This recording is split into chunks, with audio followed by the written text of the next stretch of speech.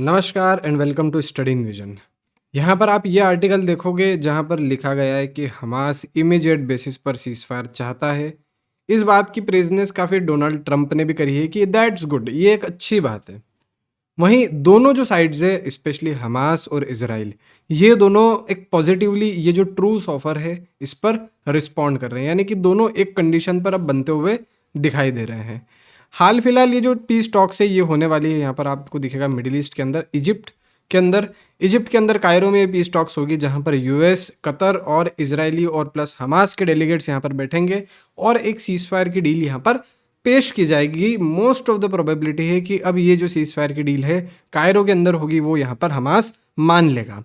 अब ये जो दोनों पक्ष है ये सीज फायर क्यों करना चाहते हैं और ये जो सीज फायर डील के अंदर इनका क्या पक्ष है, ये क्या इनकी मांगे हैं, इस वीडियो के अंदर हम जानेंगे। सबसे पहले हमास की बात कर लेते हैं। हमास की अगर हम बात करें तो आप गाज़ा पट्टी में गूगल मैप्स में यहाँ पर जूम करोगे तो जो सड़कें हैं उनके ऊपर आपको मलबा दिखेगा और बिल्डिंग पूरी तरीके से खंडहर में बदल चुकी है।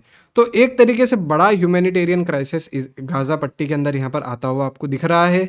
वहीं लगभग 60,000 लोग यहाँ पर मारे जा चुके हैं और सारे ही लोग यहाँ पर डिस्प्लेस हो चुके हैं। यहाँ से वहाँ जाते हैं, वहाँ से यहाँ जाते हैं और एक बड़ा ह्यूमैनिटेरियन क्राइसिस यहाँ पर आ चुका है। बताया ये भी जा रहा है कि एक बड़े लेवल पर बीमारियाँ यहाँ पर फैल रही है। ये भी बताया जा रहा है कि खाने की कमी से मेल न्यूट्रिशन जो है वो गाज़ा पट्टी के अंदर बढ़ रहा है और लोग जो है वो 6 महीने के अंदर, साल भर के अंदर भूख से भी ज़्यादा यहाँ पर मरने लग जाएंगे। तो ये एक बड़ा पॉइंट हमास का यहाँ पर है। दूसरा यहाँ पर हमास का पॉइंट है या फिर ये जो कंडीशन है वो बताई जा रही है कि हमास अपनी मिलिट्री कैपेबिलिटी यहाँ पर खोता हुआ दिखाई दे रहा है। पहले आप 2023 के टाइम पर देखोगे, 2024 में भी देखोगे तो हमास एक बड़े लेवल पर 5,000 6,000 रॉकेट्स यहाँ पर इजराइल के ऊपर दाग देता था। आप तेल अवीव पर देखो, दूसरी जो हाइफा सिटीज़ है यहाँ पर देखो आप, तो एक बड़े लेवल पर हमास यहाँ पर अटैक करता था। लेकिन 2025 आते आते ये जो एरियल अटैक्स इजराइल पर थे ये हमास ने करना बंद कर दिए। ये हमास के पास अब खैर ऐसी कैपेबिलिटी भी नहीं बची कि वो एरियल अटैक्स यहाँ पर कर सके। तो ये एक बड़ा पॉइंट है यहाँ पर कि मिलिट्री माइंड जो है वो यहाँ पर हमास खो रहा है। हाँ, एक बात ये भी है कि इजराइल ने जहाँ पर ग्राउंड इन्वेजन किया तो बहुत जगह हमास ने यहाँ पर उसे एक बिफिटिंग रिप्लाई भी दिया, लेकिन मैक्सिमम इजराइल ही यहाँ पर जीता। इजराइल का जो ग्राउंड इन्वेजन यहाँ पर इजरायली फोर्सेस यहाँ पर आई तो एक कैप्चर जो है हमास यहाँ पर गाज़ा पट्टी का यहाँ पर उन्होंने कर लिया। इससे हमास एक तरीके से बैकफुट पर यहाँ पर जाता हुआ हमें दिखाई दे रहा है। तो सिविलियन टाइप में भी और मिलिट्री टाइप में भी यहाँ पर हमास एक बड़े बैकफुट पर यहाँ पर आ चुका है। तीसरा जो है वो हो सकता है कि भाई ईरानियन सपोर्ट जो है अब हमास को धीरे धीरे कम मिलना हो सकता है। पॉसिबिलिटी है कि वो स्टार्ट यहाँ पर हो गया होगा, इस वजह से हमास जो है यहाँ पर सीज फायर की मांग कर रहा है। अब कंडीशंस जो देख लेते हैं कि किन कंडीशंस पर हमास यहाँ पर सीज फायर करना चाहता है। देखिए, पहली कंडीशन हमास की यहाँ पर यह है कि एक परमानेंट बेसिस पर यहाँ पर सीज फायर हो जाए। इस परमानेंट बेसिस पर कि इजराइल एक बुलेट जो है वो यहाँ पर नहीं चलाए। दूसरी कंडीशन ये है कि इजरायली फोर्सेस अगर वो यहाँ पर स्टेशन है पूरे गाज़ा पट्टी के अंदर, वो उसे पूरी तरीके से यहाँ पर छोड़ के चली जाए। चौथा यहाँ पर पॉइंट है, मतलब दो पॉइंट्स ही हो गए। तीसरा पॉइंट यहाँ पर यह है कि ये जो सीज फायर हो ये परमानेंट बेसिस पर हो। इसमें कोई भी डेज का कोई भी यहाँ पर एक कह सकते हैं कि वो कैप नहीं हो कि 60 दिन के लिए हो रहा है, 20 दिन के लिए हो रहा है, 50 दिन के लिए हो रहा है, ये यहाँ पर कंडीशन नहीं हो। और एक आखिरी पॉइंट यहाँ पर हमास का ये है कि जो प्रिजनर एक्सचेंज है वो यहाँ पर हो।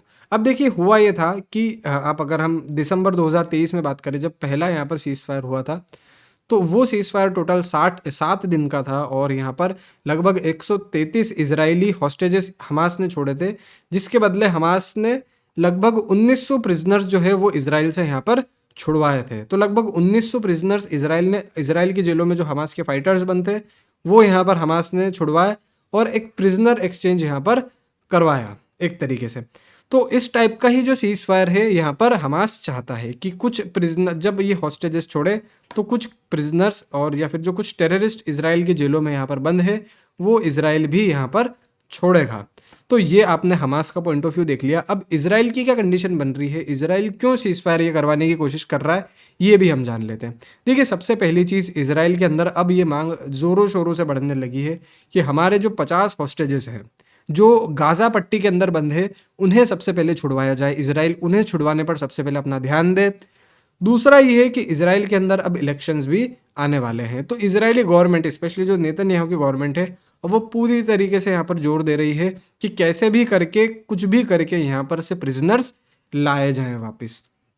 तो एक बड़ा पॉइंट यहाँ पर ये भी है प्रिजनर एक्सचेंज का। और तीसरा यहाँ पर है इंटरनेशनल प्रेशर। स्पेशली यूएस जो है वो अब हमास के ऊपर, ओ सॉरी, वो अब जो इजराइल के ऊपर, दोनों पार्टीज के ऊपर यहाँ पर वो बना रहा है प्रेशर कि भाई अब तुम्हें एक डील कर लेनी चाहिए और ये जो वॉर है यहाँ पर बंद हो जानी चाहिए। क्योंकि यूएस के जो मिडिल ईस्टर्न इंटरेस्ट है वो कहीं ना कहीं अब इस लंबी वॉर से हर्ट होते दिखाई दे रहे हैं। तो एक तरीके से यहाँ पर यूएस जो है वो इजराइल के ऊपर भी एक बड़ा प्रेशर बना रहा है कि अब यहाँ पर सीजफायर कर दिया जाए। उसके बाद इजिप्ट और दूसरे जो देश है अरेबियन कंट्रीज, वो भी यहाँ पर इजराइल को कह रही है स्पेशली कि आप अब यहाँ पर एक डील कर लीजिए, हम तुम्हारी डील यहाँ पर करवा देंगे। तो इस वजह से जो है यहाँ पर सीजफायर करने की मांग की जा रही है इंटरनेशनली भी। तो यहाँ पर इजराइल भी कुछ रेडी होता दिखाई दे रहा है, इस वजह से ही होता स्पेशली दिखाई दे रहा है। अब इजराइल की क्या यहाँ पर कंडीशन है, इजराइल की इस डील में क्या पॉइंट्स इजराइल रखेगा वो भी हम जान लेते हैं, क्या कंडीशंस इजराइल रखेगा वो देख लेते हैं। सबसे पहली चीज़ इजराइल ये चाहता है कि हमास जो है वो अपनी पूरी मिलिट्री पावर यहाँ पर छोड़ दे, यानी कि एक एक बंदूक, एक एक फाइटर जो है इनका यहाँ पर वो सरेंडर इजरायली फोर्सेस के सामने यहाँ पर कर दे। दूसरा यहाँ पर हमास इजराइल जो है वो ये चाहता है कि जितने भी 50 होस्टेजेस हैं वो इजराइल के यहाँ पर छोड़ दिए जाएं बिना किसी कंडीशन के, बिना किसी बैक टॉक्स के।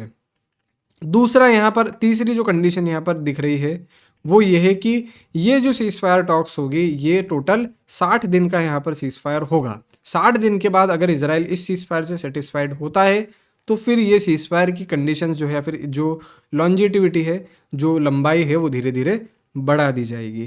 तो आपको अब दोनों पक्षों के जो पॉइंट्स है, दोनों पक्षों की जो चीज़ें हैं वो आपको धीरे धीरे समझ में आने लग गई है। और यूएस जो है, खैर यूएस का पॉइंट यहाँ पर ये है कि एक बड़े लेवल पर यहाँ पर सीज फायर हो जाए, अगर कंडीशंस यहाँ पर सुधरती है तो वो सुधर जाए। स्पेशली जो ट्रम्प है, ट्रम्प जहाँ पर अपने आप को पीस की तरफ मानते हैं, वो स्पेशली यही चाहते हैं कि यहाँ पर कोई भी ऐसी मतलब कोई भी ऐसी कॉन्फ्लिक्ट अब यहाँ पर ना हो। दूसरा यहाँ पर यूएस का ये है कि यूएस भी कहीं ना कहीं इजराइल की जो कंडीशंस है उनके साथ उस अपने आप को अलाइन करता हुआ दिख रहा है। यानी कि यूएस इजराइल की जो कंडीशन है वही कंडीशन अपनी कंडीशंस यहाँ पर बता रहा है।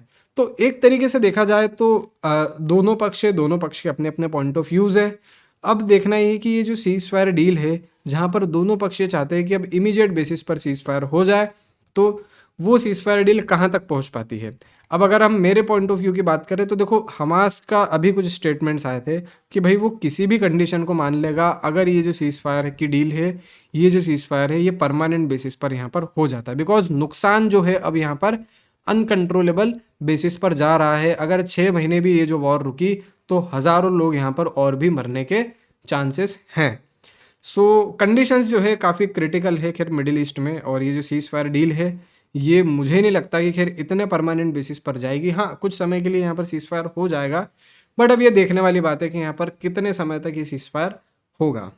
Okay, that's it for now, thank you so much.